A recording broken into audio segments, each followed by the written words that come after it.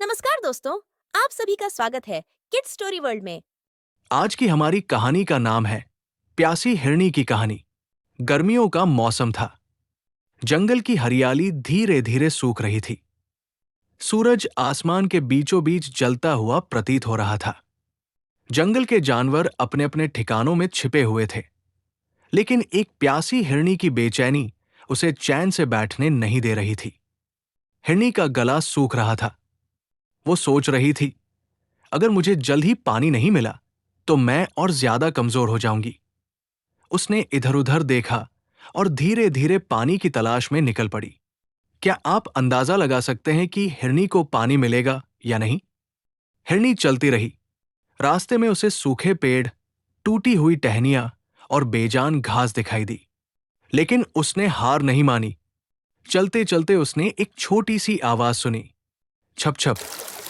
ये आवाज किसी पानी की थी। हिरनी का दिल खुशी से झूम उठा। आवाज का पीछा करते हुए हिरनी एक छोटी सी झील तक पहुंची। झील में बहुत ही साफ और चमकीला पानी था। आखिरकार हिरनी ने राहत की सांस ली और झील के पास जाकर पानी पीने लगी।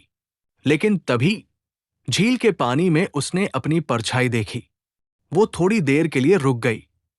उसने देखा कि उसकी सींग कितनी खूबसूरत है। वो अपनी सींगों को देखकर खुश हो रही थी। लेकिन जैसे ही उसकी नजर अपने पतले और कमजोर पैरों पर पड़ी, वो निराश हो गई।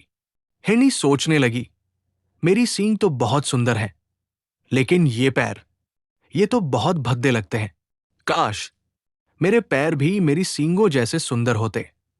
वो इसी सोच में डूबी थी कि अचानक झाड़ियों में से एक शेर निकल आया। शेर को देखकर हिरनी के होश उड़ गए। वो झटपट झील से भागी। शेर उसके पीछे दौड़ने लगा। हिरनी अपने तेज और पतले पैरों की मदद से बहुत तेजी से दौड़ी। शेर उसे पकड़ने की कोशिश कर रहा था, लेकिन हिरनी हर बार बच जाती। भागते भागते हिरनी एक घने जंगल में पहुंच गई। वहां बहुत सारी झाड़ियां थी। उसकी सींग झाड़ियों में फंसने लगी। हिरनी ने सोचा, काश मेरी ये सींग इतनी बड़ी और फैली हुई न होती। उसने पूरी ताकत से अपने आप को छुड़ाने की कोशिश की। अब क्या होगा? क्या हिरनी खुद को बचा पाएगी?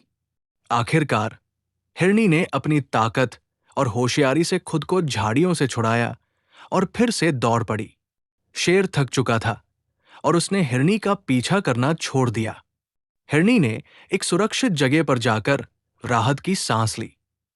उसने सोचा, मेरे ये कमजोर और पतले पैर ही मेरी सबसे बड़ी ताकत है।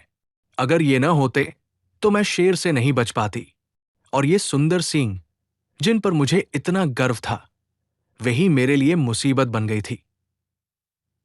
हिरनी ने सीखा कि हमें अपनी हर विशेषता का आदर करना चाहिए, चाहे वो जैसी भी हो। प्रकृति ने हर जीव को उसकी जरूरत के हिसाब से बनाया है। हमें अपनी खूबियों और कमियों दोनों को स्वीकार करना चाहिए, क्योंकि हर चीज का अपना महत्व होता है। मजेदार कहानियां देखने के लिए हमारे YouTube चैनल को लाइक, शेयर और सब्सक्राइब जरूर करें।